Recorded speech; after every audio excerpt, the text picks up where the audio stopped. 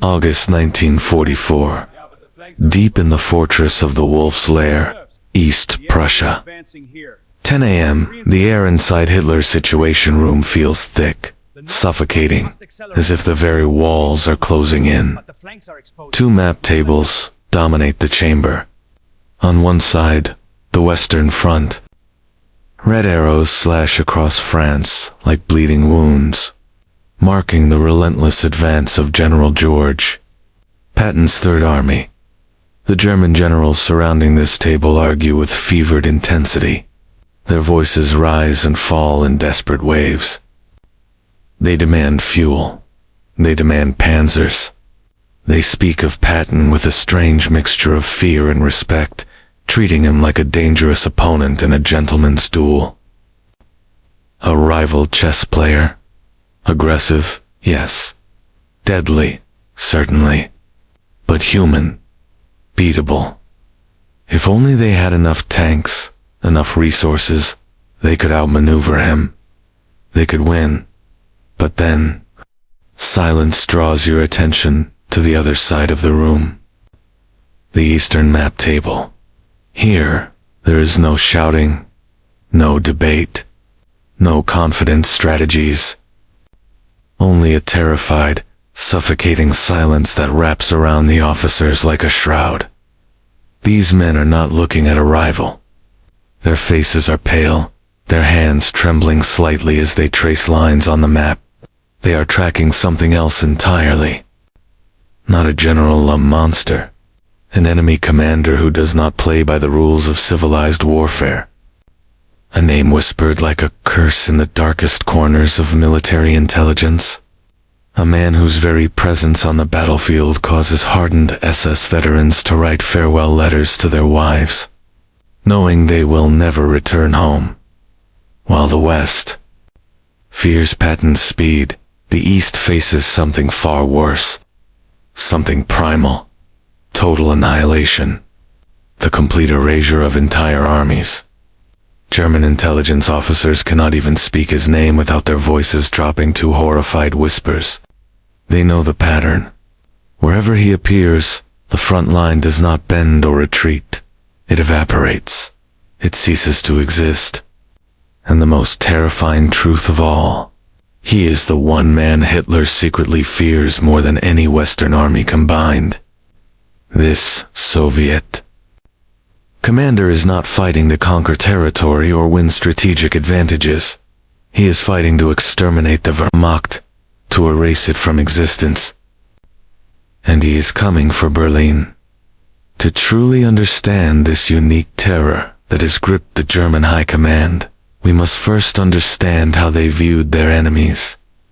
For decades, Western history has obsessed over the duel between Rommel and Montgomery. The race between Patton and the Panzers. Yes, the Germans held Patton in high regard. General von Rundstedt called him the best they have. They studied his tactics obsessively. They admired his use of armor, his boldness. To the German officer class, trained in the proud Prussian military tradition, Patton was almost a mirror image of themselves. Bold, decisive, arrogant. Fighting him was a professional hazard, like a duel between gentlemen using heavy machinery. But the war in the East was not a duel. It was a meat grinder. A nightmare. German generals like Manstein and Guderian initially looked at the Soviet Union with pure contempt. They saw a faceless mass of subhumans poorly led, ripe for slaughter. They believed no Soviet marshal could ever master the complex art of operational warfare. They thought they were fighting a disorganized mob, not a real army.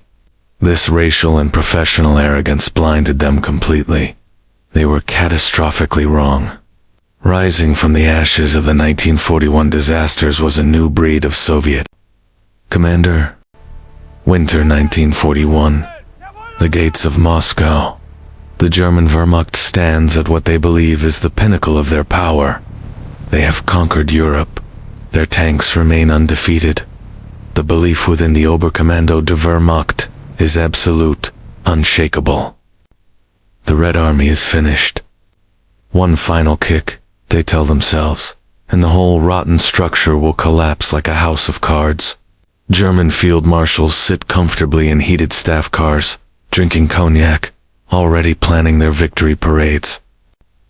Through Moscow's streets, they dismiss warnings about Soviet reserves as propaganda. They laugh at the very idea of a Soviet counteroffensive, laughter that will soon die in their throats. This illusion of invincibility is the drug that has seduced the entire German nation. They believe they are fighting a primitive enemy who understands only brute force. They ignore the intelligence reports mentioning a new general organizing the defense of Moscow, a man named Georgy Zhukov. To them, he is just another Stalinist bureaucrat who will throw waves of infantry into German machine guns until the snow turns red with blood. They do not know that Zhukov is fundamentally different. Brutal, yes. Ruthless, certainly. But not stupid. Nova's stupid, while the Germans overextend their supply lines, drunk on their own genius. Zhukov is watching, waiting. He is hoarding his strength like a bear preparing for winter. He counts every frozen German panzer. He calculates their dwindling fuel reserves. He is not planning a defense. He is planning a massacre. The Germans think they are the hunters at the gates. They do not realize they have just walked into the bear's den. November 1942. The wolves. In East Prussia, the heating system hums quietly, but the atmosphere inside the map room is freezing.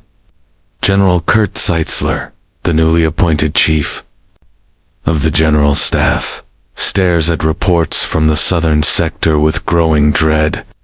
For months, German intelligence has assured Hitler that Soviet reserves are exhausted, broken, finished. But Zeitzler sees something else in the jagged lines on the map, something that makes his blood run cold. A silence. A terrifying, coordinated silence across a 100-mile front. This is not the chaotic human wave warfare of 1941. This is precise, professional. Radio traffic has vanished as if swallowed by darkness. Troop movements are conducted only at night, under the strictest camouflage discipline the Wehrmacht has ever witnessed. The Germans love to talk about blitzkrieg, lightning war, but they are now facing a new, darker doctrine. It is not about speed. It is about deception, about becoming invisible until the moment you strike. German field commanders report hearing the distant rumble of tank engines in the darkness, but reconnaissance planes see nothing but endless snow. The illusion of German superiority is not being broken by gunfire, but by the uneasy, growing feeling that they are being watched by a predator they cannot see. Zeitzler tries desperately to warn Hitler that a massive accumulation of force is building on the flanks of the Sixth Army at Stalingrad. He is dismissed, ignored, but the intelligence officers on the ground know better. They recognize the signature, the pattern. It is the same methodology they witnessed at Moscow. The same brutal efficiency. The same cold calculation. The architect of their nightmares has returned to the front, and he has brought the winter with him. The true scale of the trap is beyond their worst calculations. The Wehrmacht has a nickname for him. They call him the fireman, but not because he puts out fires. Wherever Georgy Zhukov goes, the German front line will soon burn. By 1943, Zhukov's presence alone has become a strategic weapon that transcends conventional warfare. German radio intercept operators scan frequencies with trembling hands, terrified to hear his specific call sign or detect movement of his personal staff. If Zhukov is in Leningrad, the north is lost. If he moves to the Kursk salient, The panzers are walking into a kill box. Unlike Patton, who broadcasts his intentions with brash public statements, Zhukov operates in the shadows of Massacre of Castra, camouflage and deception raised to an art form. The psychological toll on the German High Command is immense and crushing. They are fighting two wars simultaneously, one against the soldiers on the ground and one against the mind of this single, terrifying man. He does not care about casualties the way Western generals do, yet he is not a butcher of blind slaughter. He is a mathematician of violence. He trades lives for time, and time for position. With the cold precision of an accountant balancing books written in blood at Kursk, while Hitler delays for weeks waiting for new Panther tanks, Zhukov digs in. He transforms the earth itself into a weapon. German combat engineers report laying extensive minefields, only to discover the next morning that Zhukov's sappers have cleared them overnight and replaced them with their own. The initiative has shifted. The German officer corps, so proud of their Prussian heritage, suddenly realizes they are being out-hot by a peasant from Kaluga. He is not just reacting to their moves, he's dictating them, controlling them like puppets on strings. The fear is no longer just that they will lose a battle. It is the horrifying realization that they no longer control the game. They are not the players. They are the pieces. And then the artillery starts to sing its song of death. The illusion of Wehrmacht invincibility finally shatters not with a whisper, but with a roar that registers on seismographs hundreds of miles away. When Zhukov launches Operation Bagration in 1944, he does not just break the German line. He erases it from existence. The statistics of his deep battle doctrine are physically impossible for the German logistical mind to comprehend. In absolute secrecy, Zhukov has moved 1.7 million men, 6,000 tanks, and 24,000 artillery pieces into position right under the noses of German Army Group Center. The density of fire is apocalyptic, biblical. On the breakthrough sectors, Zhukov concentrates up to 200 guns per kilometer. That is one heavy artillery piece every 5 meters. When the order is given, the German defensive positions do not just take casualties. They cease to exist, vaporized, in 2 weeks. Army Group Center, the pride of the German military, the conquerors of France, loses 25 divisions. 300,000 men killed or captured.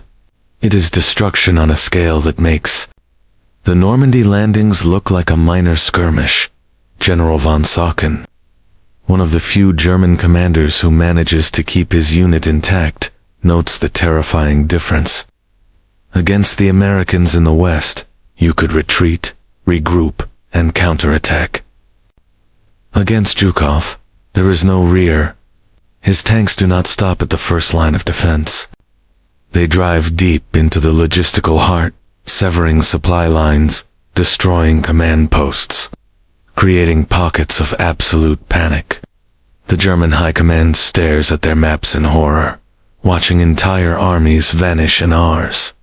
They realize then that this is not just a defeat, it is an extermination. But the man who orchestrated this annihilation is not finished yet, not even close. The defining moment of terror comes not on the battlefield but in a quiet conference room in Berlin, weeks after the collapse of the front. Field Marshal Walter Model, often called Hitler's own fireman for his ability to save hopeless situations, looks at the operational maps for the defense of the Reich. He is a man who has never shown fear, a fanatic who believes in will over matter. But as he traces the red lines of Zhukov's advance toward the Vistula River, his hand stops, freezes. For the first time in the entire war, the German High Command realizes that distance is no longer their ally. In the West, they calculate that Patton can advance 20 to 30 miles a day before needing fuel. Zhukov is advancing 40, sometimes 50 miles a day, dragging a logistical tail that defies the laws of physics. Motto realizes with mounting horror that no defensive line he draws on the map will matter, because by the time his troops dig the trenches, Zhukov's tanks will already be behind them. The shock is systemic. It is not just that they are losing. It is that their entire understanding of warfare has been superseded, made obsolete. The deep battle doctrine means nowhere in Germany is safe. There is no front line anymore.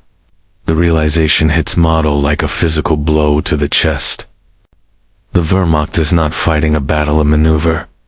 They are fighting a natural disaster. April 1945. The final act. Zhukov stands before the Silo Heights, the last gate to Berlin. Inside the city, the remnants of the German High Command are paralyzed with terror. They have stripped the Western Front of men to throw them at Zhukov. They would rather let the Americans walk unopposed into Munich than let Zhukov take one step closer to Berlin. It is a desperate final gamble dictated by pure, primal terror. Zhukov, under immense pressure from Stalin to take the city before the Allies, unleashes a bombardment that surpasses anything in history. He uses 140 searchlights to blind the defenders of psychological terror tactics straight from a nightmare. The battle is messy, brutal. Zhukov loses thousands of men in a frontal assault that Western generals would call suicidal. But he breaks the line. He always breaks the line. The consequences for Berlin are immediate and catastrophic. The city does not prepare for a siege. It prepares for the end of the world. The Zhukov terror causes a mass exodus of civilians attempting to flee west, clogging the roads, creating scenes of biblical despair. The German army ceases to function as a cohesive unit and breaks into isolated pockets of terrified men, fighting only for their lives. The gates are open. The fireman is inside. History remembers Patton for his pearl-handled revolvers and his speeches. It remembers Rommel for his goggles and his chivalry. But Georgy Zhukov is remembered for the silence he left in his wake. The empty spaces where armies once stood. He was the only Allied general who looked at the German Wehrmacht in the eye and made it blink, made it break. He stripped the German High Command of their arrogance, their territory, and finally, their hope.